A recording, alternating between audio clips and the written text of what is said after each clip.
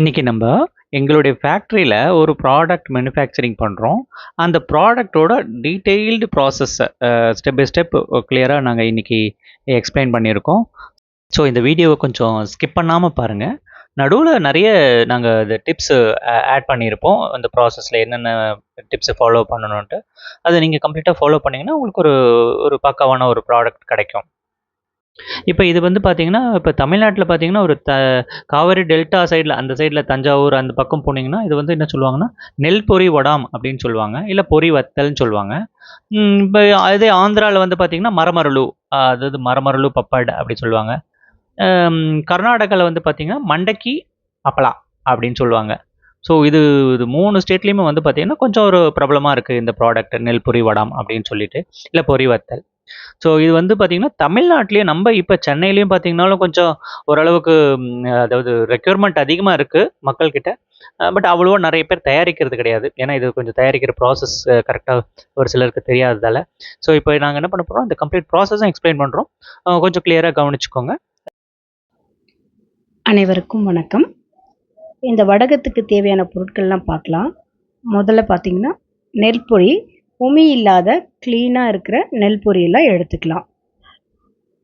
இதுக்கப்புறம் ஜவ்வரிசியை வந்து பார்த்திங்கன்னா, முந்தின நாளே ஊற வச்சு எடுத்து வச்சுருக்கோங்க. இதை இப்போ நம்ம காசி எடுக்க போகிறோம்.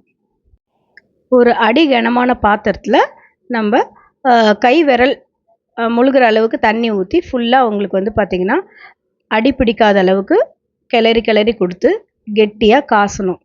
இப்போது இதுக்கு தேவையான அளவு நம்ம உப்பு போட்டுக்கலாம், பெருங்காயத்தூள் போட்டுக்கலாம். நல்லா கிளறி கொடுத்து ரெண்டும் வந்து பார்த்திங்கன்னா நல்லா மிக்ஸ் ஆகிற மாதிரி கிளறி கொடுத்து நல்லா கஞ்சி பதத்துக்கு நல்லா கெட்டியாக காசிக்கலாம். இதுக்கப்புறம் அரைச்சி வச்ச பச்சை மிளகா விழுது சேர்த்துக்கிறோம். பச்சை மிளகா விழுது வந்து பார்த்திங்கன்னா ஸ்பைசஸ்க்காக ரொம்ப நல்ல காரச்சாரமான வத்தல் வரத்துக்காக நம்ம பச்சை மிளகா சேர்த்துக்கிறோம். லெமன் ஜூஸ் ஆட் பண்ணிக்கிறோம். இப்போ ஜவ்வரிசி ப்ராசஸ் கம்ப்ளீட்டாக முடிஞ்சிடுச்சு. இப்போ கேஸ் எல்லாம் ஆஃப் பண்ணிடலாம். நெக்ஸ்ட்டு நெல் பொரியை எப்படி ப்ரிப்பேர் பண்ணுறதுன்னு பார்த்துக்கலாம். இந்த வடகத்துக்கு தேவையான ஆனியன்லாம் இப்போ பொடி பொடியாக கட் பண்ணி எடுத்துக்கலாம். இதுக்கப்புறம் நெல் பொரியை எடுத்து தண்ணியில் அலசி கொஞ்சம் கொஞ்சமாக போட்டுக்கலாம். இப்போ அலசினது எல்லாத்தையுமே நான் வந்து பார்த்தீங்கன்னா, ஒரு மூட்டையில் இருக்கிறது எல்லாத்தையுமே ஒரே இதில் பண்ண முடியாது. ஸோ 2 பேட்சாக எடுத்துக்கிறேன். நான் ஒரு மூட்டை எடுத்தேன்னா 2 பேட்சாக எடுத்து பிரித்து போட்டுக்கிறேங்க. அவங்கவுங்களுக்கு இருக்கிற பாத்திரத்துக்கு ஏற்ற மாதிரி அவங்க குவான்டிட்டியை போட்டுக்கோங்க. இதில் வந்து பார்த்தீங்கன்னா, இந்த டபரால 2 பேட்ச் தான் பண்ண முடிஞ்சுது. அதனால் 2 பேட்சாக நான் எடுத்துக்கிட்டேன். ஓகேங்களா? இந்த நெல் பொரியை இப்போ நம்ம எடுத்து வச்சுருக்கோம். இது வந்து பார்த்தீங்கன்னா, உங்களுக்கு நல்லா தெளிவாக தெரியுது பாருங்கள். பொரி நல்லா தெரியும்.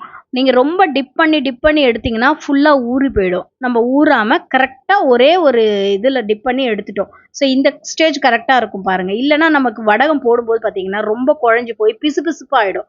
ஏன்னா ஜவ்வரிசி நம்ம ஆட் பண்ண போகிறோம். அதுவும் இதுவும் சேர்ந்து உங்களுக்கு ரொம்ப குழன்னு ஆகிடக்கூடாது. நெல் பொரியாக தெரியணும். அப்போ தான் உங்களுக்கு நல்லாயிருக்கும். இப்போ ஜவ்வரிசி ஆட் பண்ணுறோம். இந்த ஜவ்வரிசி அவங்கவுங்களுக்கு குவான்டிட்டிக்கு ஏற்ற மாதிரி ப்ரிப்பேர் பண்ணிக்கோங்க. நான் வந்து பார்த்தீங்கன்னா 2 பேட்சுக்கு தகுந்த மாதிரி நான் போட்டிருக்கேன். நீங்கள் உங்களுடைய குவான்டிட்டி எவ்வளோ பொரி வச்சுருக்கீங்களோ அதுக்கேற்ற மாதிரி போட்டுக்கோங்க. நான் அளவுகள் எல்லாமே உங்களுக்கு கொடுத்துட்டேன் தெளிவாக. சீரகம், ஜவ்வரிசி, நெல் பொரி, உப்பு, இது 4 ஐட்டமும் இதில் ஆட் பண்ணிவிட்டு கடைசியில் வெங்காயம் கட் பண்ணி பொடியாக நறுக்குன வெங்காயம் போடுறோம். இந்த வெங்காயத்தை போட்டோடனே நீங்கள் எல்லாத்தையும் நல்லா மிக்ஸ் பண்ணுங்கள். மிக்ஸ் பண்ண பிறகு உங்களுக்கு வந்து பார்த்தீங்கன்னா உடையாத அளவுக்கு ஒரு கரண்டிலையோ இல்லை கையிலையோ நீங்கள் மிக்ஸ் பண்ணிக்கோங்க. இப்போ மிக்ஸ் பண்ண பிறகு பார்த்தீங்கன்னா உங்களுக்கு டெக்ஸ்சர் உங்களுக்கு பார்த்தீங்கன்னா பொரி அழகாக தெரியணும். ரொம்ப குழஞ்சி உடஞ்சி போகாத அளவுக்கு நீங்கள் கிளறிக்கோங்க. இதுதான் பக்குவங்க. இப்போ நல்லா இந்த மாதிரி கிளறி கொடுத்துட்டுருக்கேன் பாருங்கள்.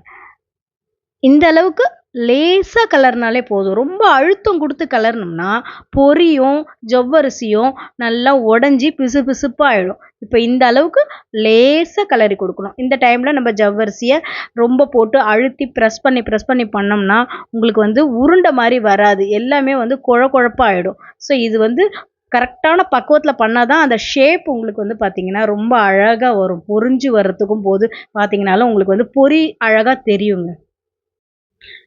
இப்போ ஃபுல்லாக மிக்சிங் ரெடி ஆயிடுச்சுங்க.